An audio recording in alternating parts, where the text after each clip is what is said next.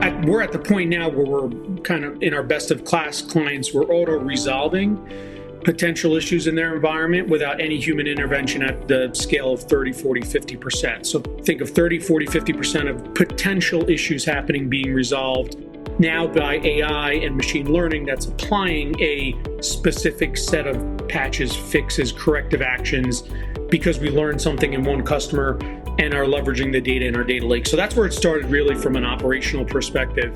But now it's advanced to where we're leveraging Kyndryl Bridge to really run and develop applications for our customers and help them connect.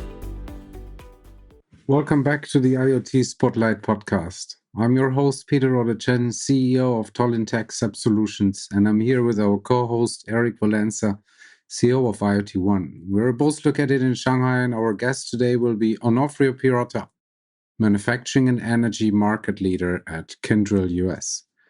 Kyndryl is a Fortune 500 company and the world's largest IT services provider. Founded in 2021, now with over 85,000 employees. Let's talk with Onofrio about his experience with IoT and AI in the manufacturing and energy sector in the US. I hope you find this conversation valuable. Please feel free to share your comments.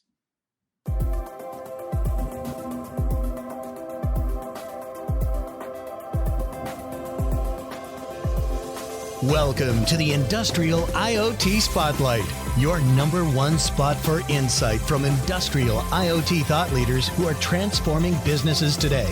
With your host, Eric Valenza.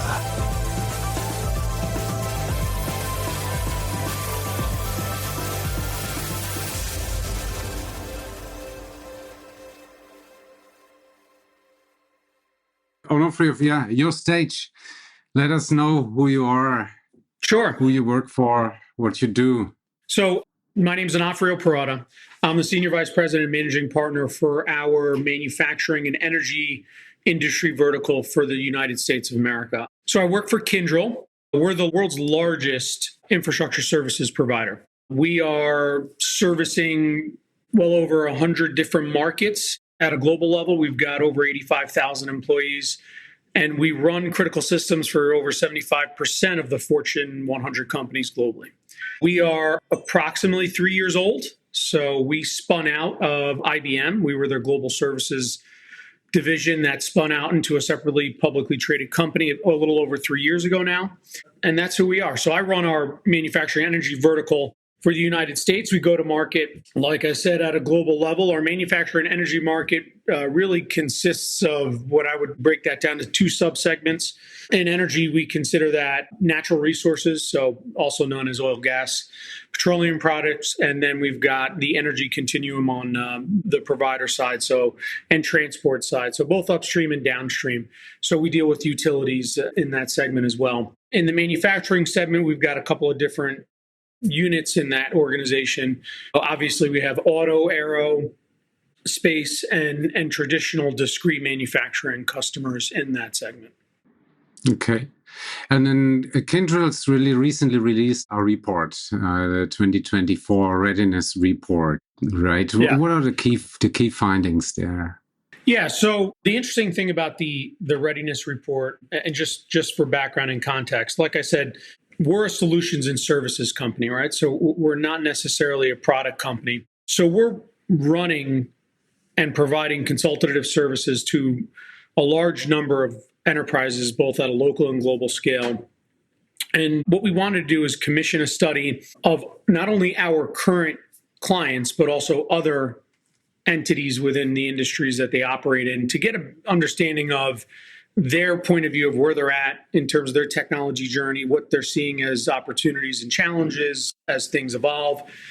And then what we also did with the Readiness Report is we coupled that with insights that we're seeing in our customers' environments. And what I mean by that is being in the unique position to actually run and support and provide consultative services for a lot of what we think as the largest entities in the world.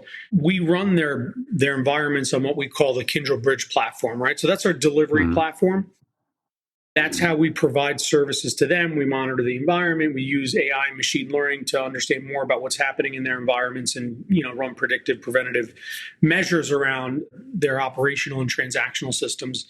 So what we did is we did a survey of our customers and clients, as well as entities and companies that aren't current clients. And then we actually pulled insights from Kyndryl Bridge on what we're seeing in their environment and kind of coupled those to see if there was insights that we could draw or the data that we're seeing actually happening in their environment real time supported what they were telling us as their opportunities, challenges, and threats. So that was part of the uniqueness of what we did in the Kyndryl Readiness Report. So it focused in a couple of different areas. It focused on something that we call the technology readiness, their ability to kind of accelerate their digital transformation.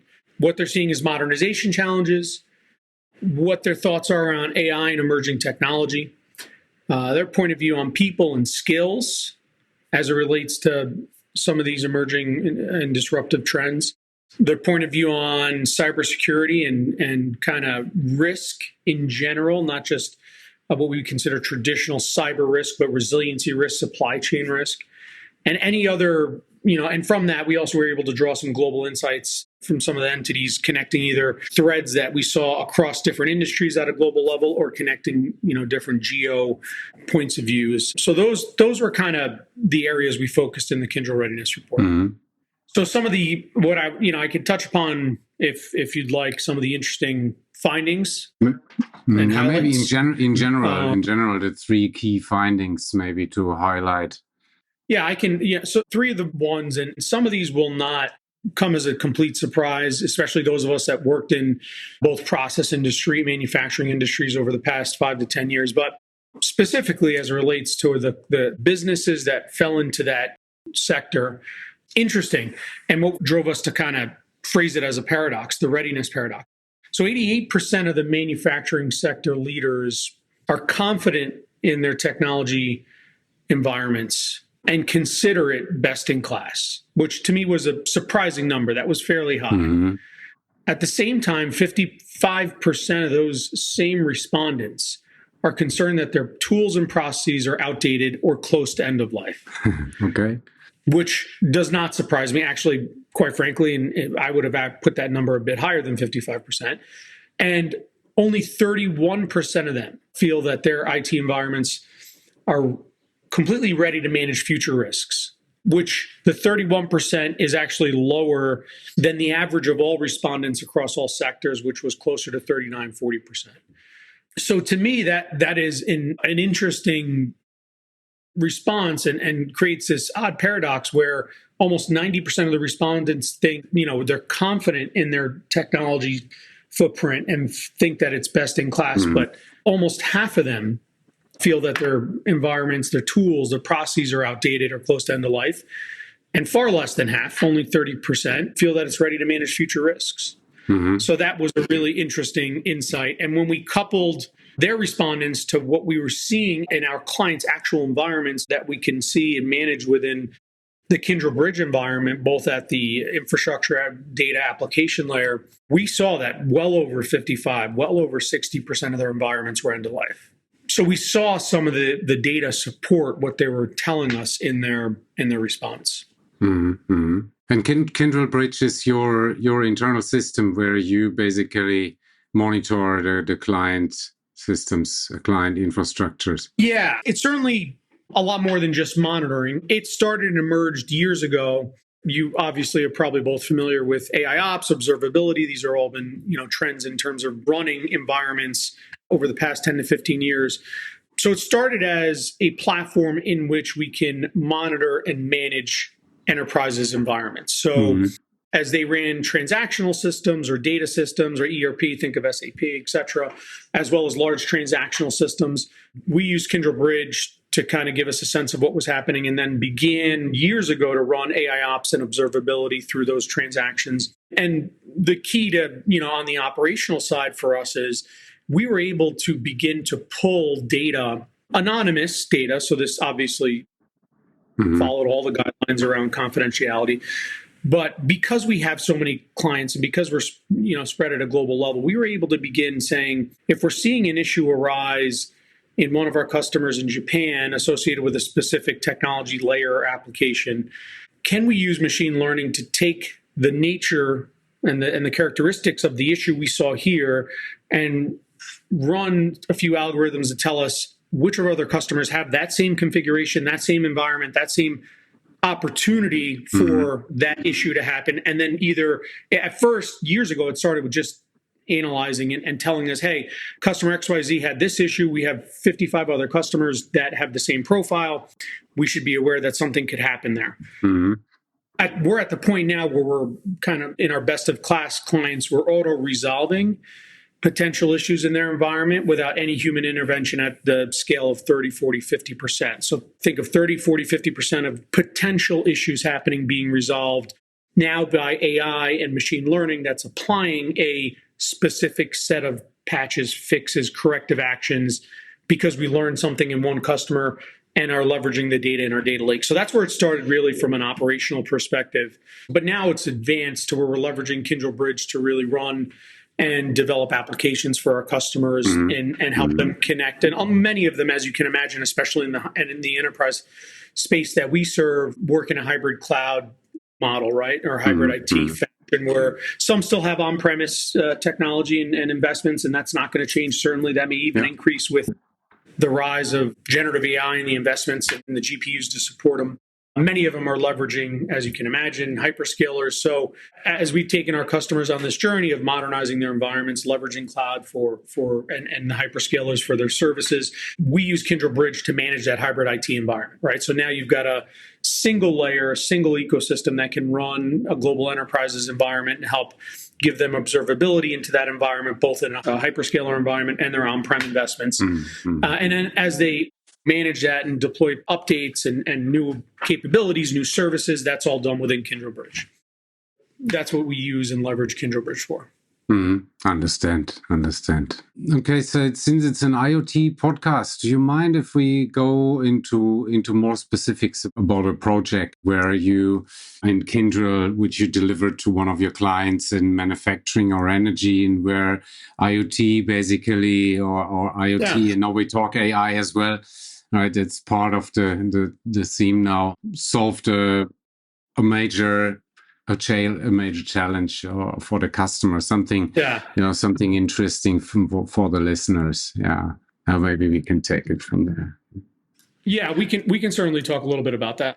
So clearly, I won't give customer specific names. No, sure. But for us, we've been involved in a number of interesting IoT related opportunities and projects.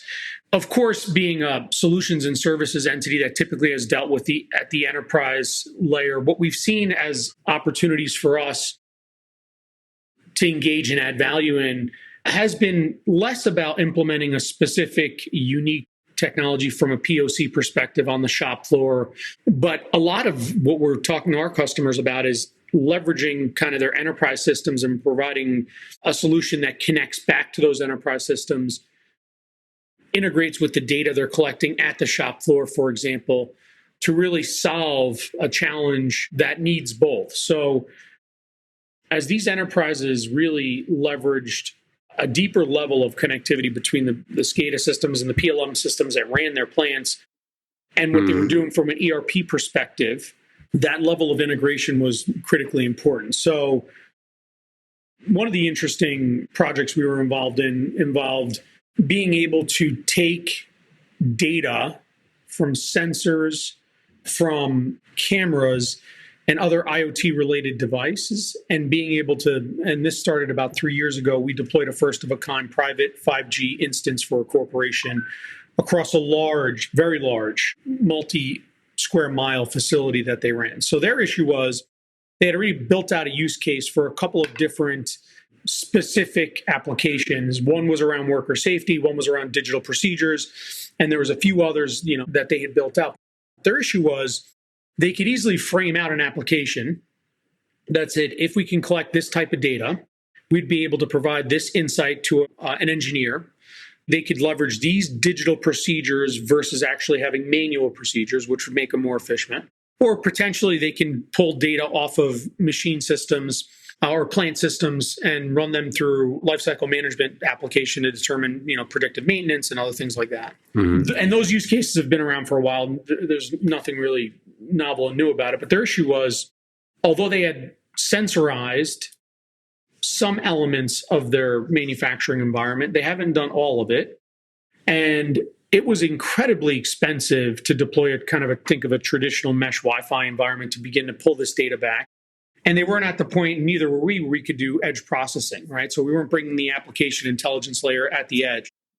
So we work with them to develop a first-of-a-kind private 5G LTE solution that was able to kind of create a grid across their manufacturing environment, pull the data off of these sensors, and then bring it back to their cloud environment that was running the application to do the processing of the data, and either provide that digital procedure solution, provide the connected worker solution. So it really solved as that layer between the actual application that was doing the customization of the data and pulling the information out of the manufacturing environment so that the application can actually do its work.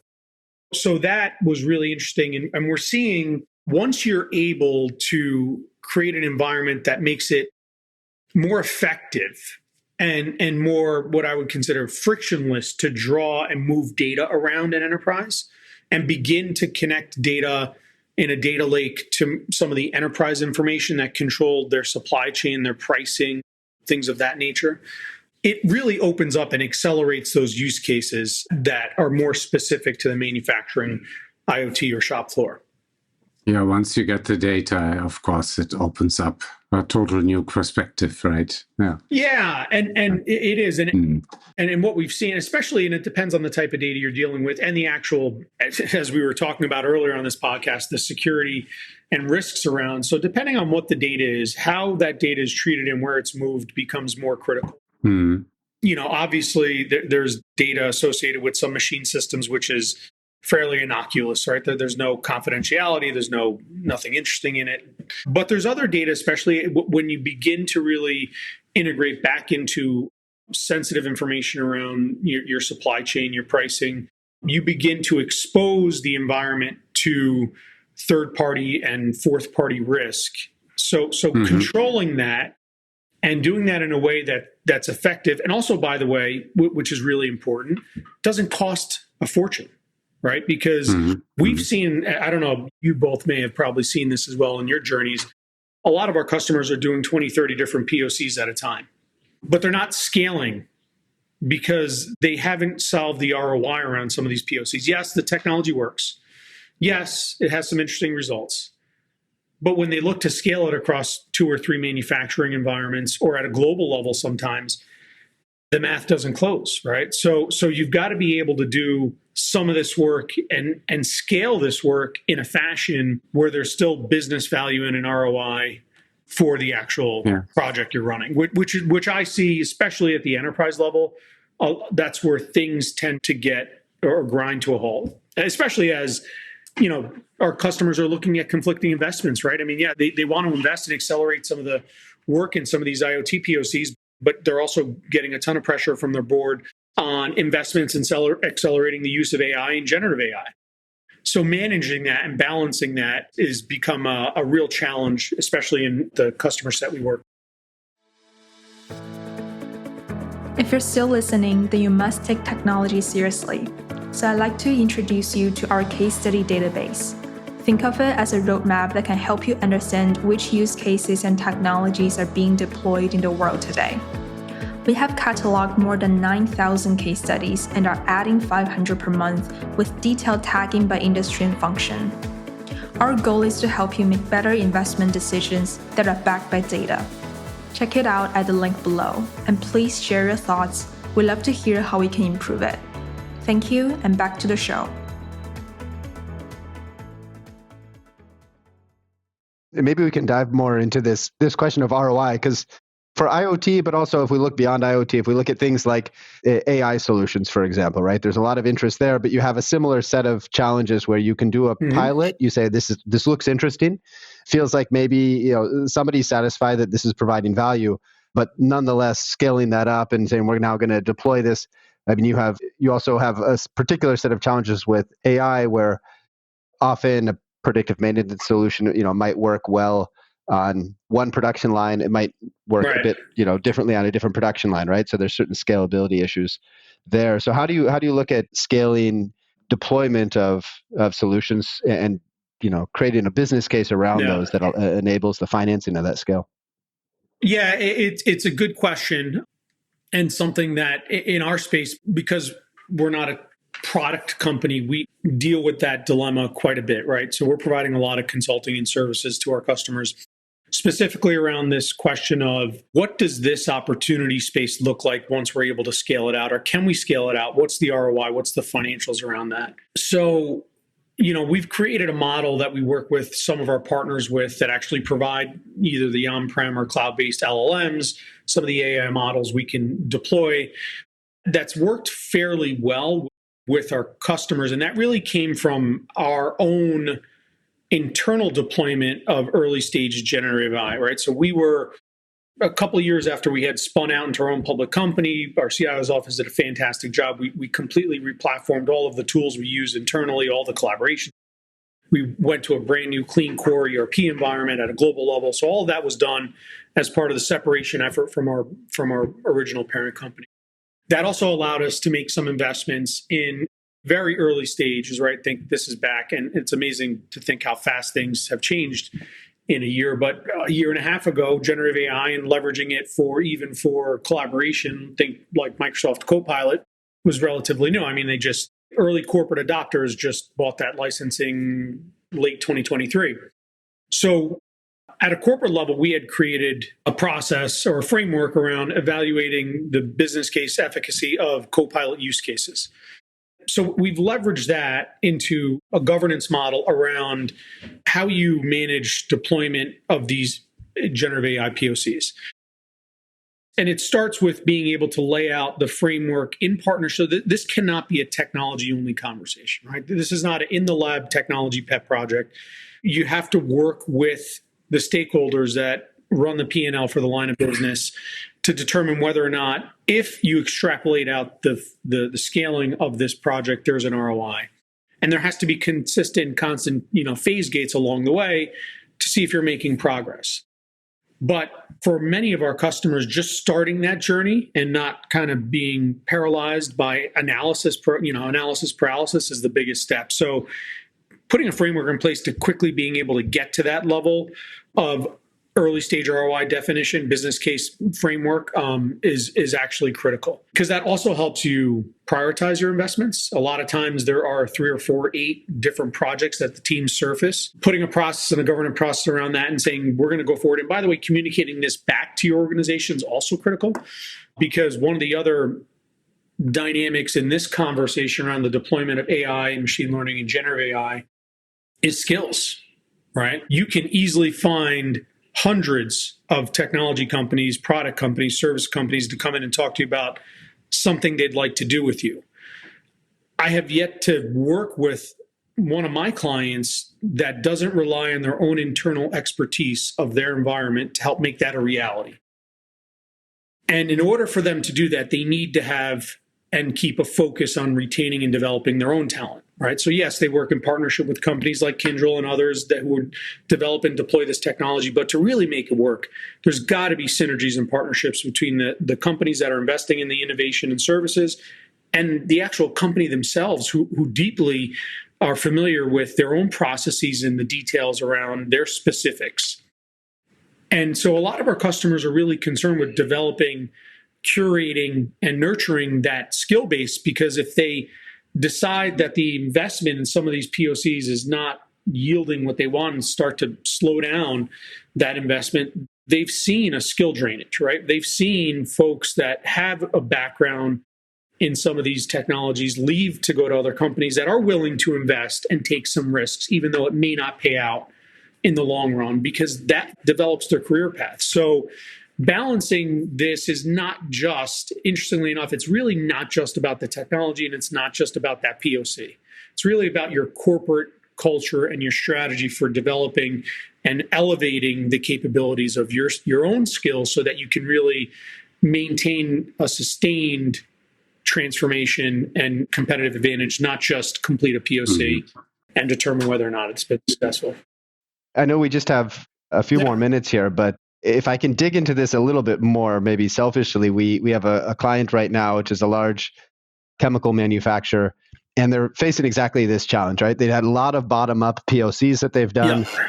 Many of them have kind of proved interesting, right? But then scaling those, they've found out that their challenge now is kind of top down from headquarters. They have a certain strategy, right? But that strategy just says go in this direction. Yeah. Bottom up, they have a lot of activity. And in the middle, they're kind of missing this structure, right? And so this structure, it comes down to governance, you mentioned. It comes down to a lot of competence building, right? So you have the IT teams, but they're not close enough to the business to understand what we should be doing. And then you have the business, but they don't really understand what can we actually do, right? And so right now they're trying to put that structure together. And it sounds like you have quite a bit of experience. I'm curious, maybe without mentioning names, if you have any best practices around what that structure might look like for, let's say, a $2 billion business. Yeah, it's funny. I think you and I have probably been working with the same customers over the past few years.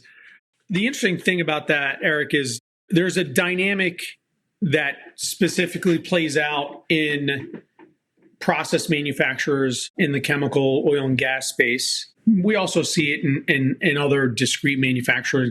But in my experience over the past 10 to 15 years, it's heightened in process manufacturing.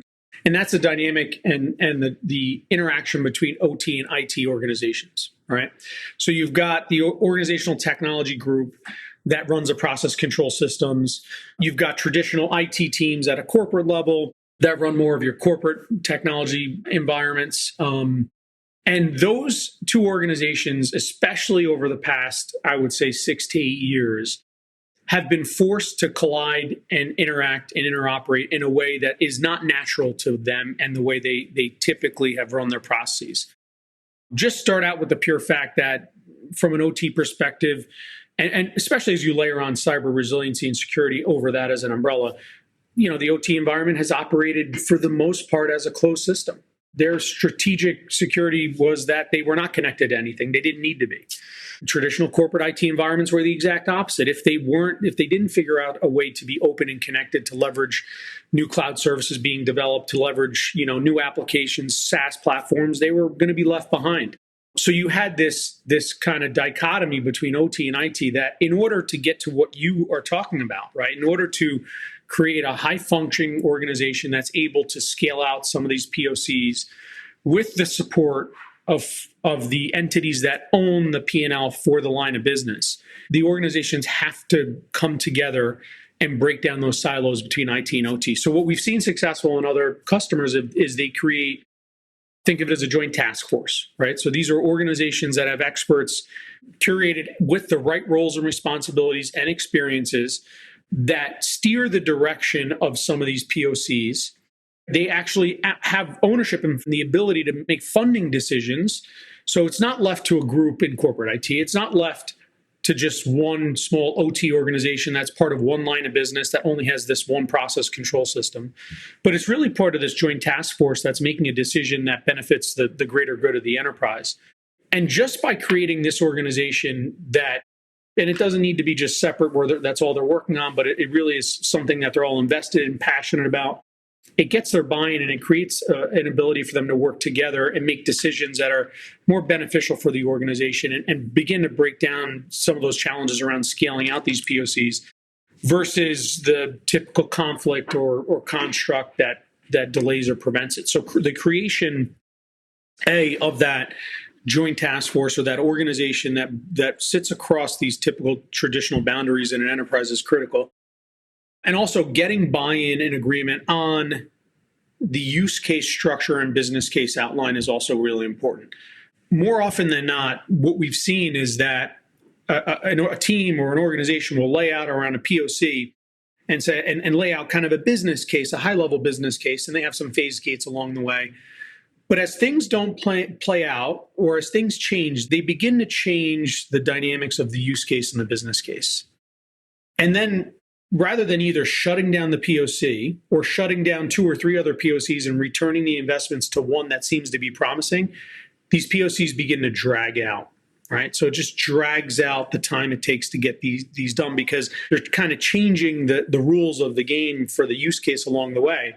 So getting everyone's buy-in on how they're going to determine value, how they define value, what the characteristics are, is critical. That joint task force is critical. And then at some level, these POCs and the deployment of these POCs take investment, right? They take corporate investment. There's no doubt about it. So with rising cost pressures for all of our customers, at the end of the day, sponsorship at a senior executive level to be part of that or that task force to say, as a team, this is not going to be a technology project that we're going to do in a lab somewhere. This is something we're going to do, and it's going to have visibility at a senior level. So when it comes time to really plan out the scaling of it, we have sponsorship awareness at a senior level, and someone will stand behind it as something that's a good investment for their P&L or line of business is also critical. Very good. Well, I still had the cybersecurity topic, actually, but I think that's a very big topic. I don't think this can be answered within a few minutes, or unless you have a straightforward response on how cybersecurity, IT security is handled. Is that a big concern of companies, or do they put it on a second priority? Yeah, you're right. That is a big topic, but I can give you a view in a minute or two. Absolutely. Cybersecurity and really resiliency are, especially with, and again, always keep in mind my perspective of the type of clients I've worked with and we as Kyndryl serve, right? So you're dealing with typically larger Fortune 500, Fortune 1000 companies. They can't ignore the topic. They literally cannot, because it's something that is a board level concern. It's something that in the United States, depending on how you handle certain controls, certain audits, certain disclosures around incidents and your security posture, the board members are personally liable for, right? So just by the sheer function of the regulatory environment that our clients operate in is not something that can be ignored any longer. So, security is not something that was discussed at a lower level, 3 levels beneath the CIO by the CISO, as it was 10 years ago, making sure they have some internet firewalls and some software running on laptops type of thing and a password authenticator. So it's certainly a huge concern now.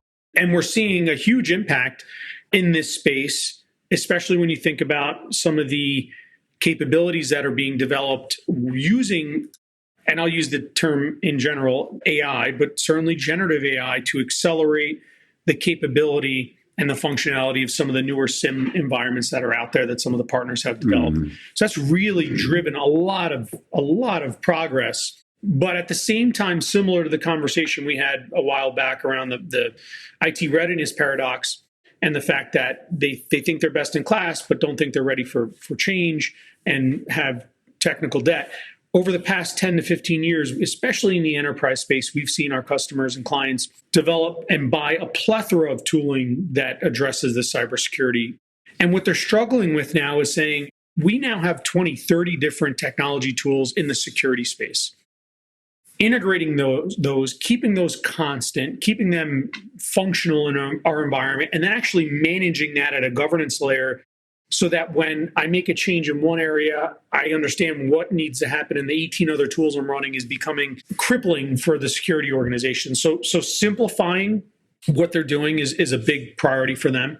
And certainly, the ability to manage and maintain the appropriate controls while also giving your enterprise the ability to leverage third-party assets, data, SaaS platforms, is a battle, right? They don't want to inhibit the ability of the organization to be curious and to leverage capabilities that are developed external to their corporation, but at the same time, controlling the flow of data and understanding what's actually happening and protecting the environment, leveraging a zero trust framework is a really big challenge and top of mind. So they don't want to, tramp down creativity, but the CISOs especially and boards, now that they're accountable for this, have to protect the integrity of the enterprise. And then the last area that we're seeing a lot of, and this is, for a couple of years now, is especially since COVID, is the topic of supply chain risk, right? So it's not just about understanding what's actually happening in your own corporate environment, your own manufacturing setting, but that counterparty risk topic and the supplier first, second, third, level supplier into your supply chain, understanding what's happening there, and in some cases being able to put mitigation plans in place if there are breakdowns in that supply chain is now really part of that evolving area of focus around resiliency, right? So that level of resiliency that you're putting in the corporation to deal with some of these exogenous actions that are happening, which quite frankly, especially in the manufacturing environments we work in, I don't see any way that's not going to continue to accelerate, right? You've got some repatriation of manufacturing capabilities. The political winds globally are changing. So I think supply chains, certainly putting aside what we saw during the pandemic, but supply chains over the next 2 to 3 years are going to be under increasing pressure as these geopolitical factors change the very landscape and the fabric that connects these supply chains for the past 15 to 20 years. And they're going to have to change a lot quicker. So obviously, understanding your supply chain, having visibility and being able to kind of architect changes to that is critical, but then understanding the risk and the resiliency of that is going to have to be done in parallel to protect the organization. Great. Yeah. Good. Thanks very much. Yeah, I think that was very, very valuable information. Okay. I hope listeners will also enjoy it.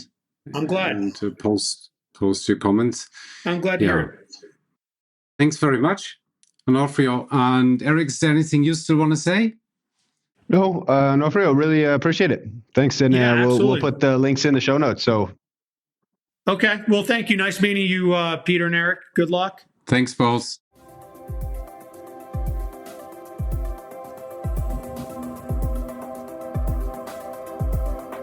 Thanks for tuning in to another edition of the Industrial IoT Spotlight.